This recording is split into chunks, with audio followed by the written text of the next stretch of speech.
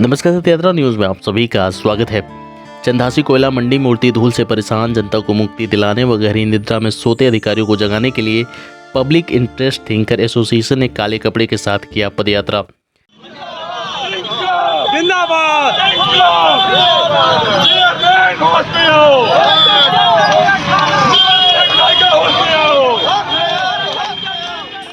वाराणसी से पंडित दीनदयाल उपाध्याय नगर railway station को जोड़ने वाला पड़ाव चंदासी सड़क मार्ग, जिसे जीटी रोड भी कहा जाता है, धूल प्रदूषण के कारण अब नागरिकों के लिए काफ़ी असुविधा का कारण बन गया है।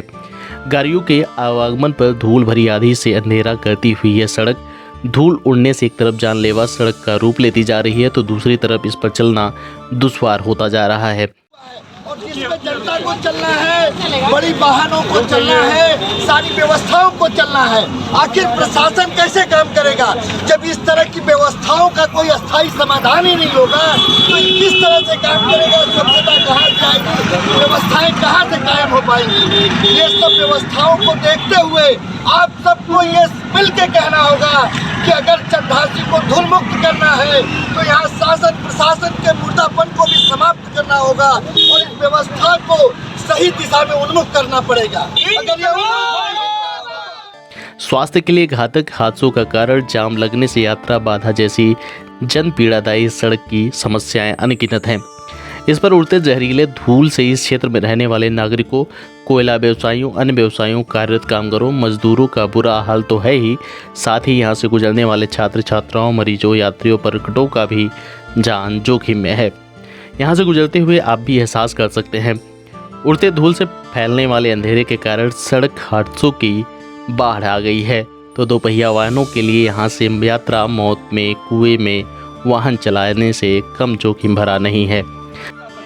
अमीर कमा रहे हैं, गरीब मर रहे हैं। देखिए यही बात है, जो कारों में बैठ के लोग जाते हैं उन लोगों को धूल नहीं समझ में आएगी। जो आम लोग हैं, जो टेम्पू से, ऑटो रिक्शा से पैदल जाते हैं, उनको समझ में आती है। शासन प्रशासन इस समस्या में जो रुचि ले रहा है उसे देख यह कहा जा सकता है कि आपदा में अवसर तलाशती व्यवस्था इस समस्या के उपचार के नाम पर आसपास के व्यापारियों को परेशान करने व इसके नाम पर सरकारी संसाधनों और धन के लूट के अतिरिक्त कुछ भी नहीं कर रही।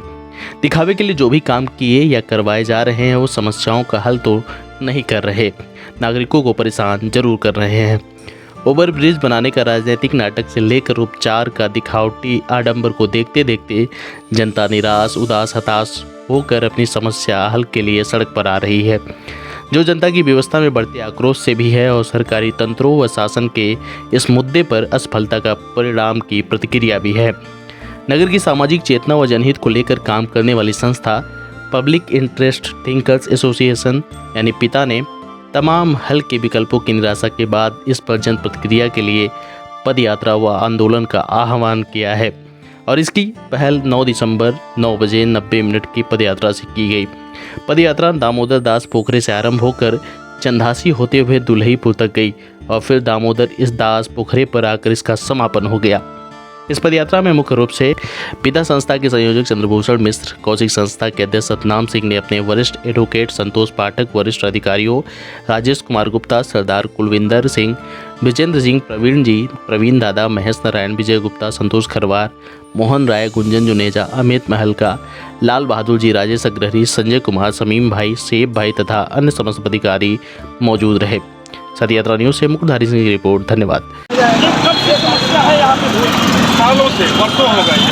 तो इससे पहले कोई आवाज़ नहीं उठाया हो? अभी तो नहीं, अभी तक कोई संस्था ने ये जो है पहल की है। अच्छा, ये कितने लोगों की संख्या है आप लोग जो आए हैं अभी? लगभग 50 है और संख्या बढ़ रही है अभी। अच्छा, आप क्या करेंगे? आज़ाद क्या करेंगे? पदयात्रा निकालेंगे हम लोग यहाँ से, चंदासी होते हुए तो यही सोच रहे, फिर वहाँ से लौट के आएंगे और आगे फिर हम अनशन करेंगे। सुखराम जी, आप नगर के भी हैं और क्योंकि यहाँ पे पंडित दीनदयाल उपाध्याय जंक्शन देश का प्रमुख रेलवे स्टेशन है और हजारों की ट्रेनें और हजारों यात्री रोजाना आवागमन होता है। उसके अलावा दर्जनों स्कूल पर है। रोजाना क्या समस्या होती है? बच्चों अपनी पढ़ाई हम लोग देख ही रहे हैं, क्या दिक्कत होती है लोगों को, यात्रियों को, बच्चों को? एशिया की सबसे बड़ी कोयला मंडी है, यहाँ से लाखों लोगों का रोजगार चलता है, परिवार चलता है, तो मंडी का रहना भी आवश्यक है। यहाँ कहीं ठोस जगह देखकर इसको जो है स्थानांतरित कर दिया जाए, लेकिन लोगों का रोजगार प्रभावित ना हो, नासी मंडी वालों को कहीं से नुकसान न हो, या तो ओवरब्रिज का जो है निर्माण किया जाए। लेकिन जो स्कूल के बच्चे यहाँ से होकर जो है निकलते हैं, लगभग यही जैसा कि मैंने कहा कि यही मेन जो है रास्ता है, बच्चों को यहाँ से ही जाना है। सबके पास जो है कार नहीं होती है कि वो शीशे बंद करके यहाँ से निकल लेगा। बाइक से हम लोग जाते हैं, कई बाइकें वो निकलती हैं और वो समझे जो है टनों टन धूल मिट्टी अपने अंदर देते हुए निकलते हैं। इसका समाधान चाहिए हमें। और पब्लिक अब जो है नाराज समय है, गुस्से में है, आक्रोशित है। इससे तो हमारी मांग है, फिर मैं एक बार फिर से मांग करता हूँ कि इसका एक ठोस उपाय निकाला जाए। ये देखा गया है कि डिवाइडर किनारे धूल की कम से कम 1 फीट तरफ जमी हुई है, कहीं देखो घास उगाई है।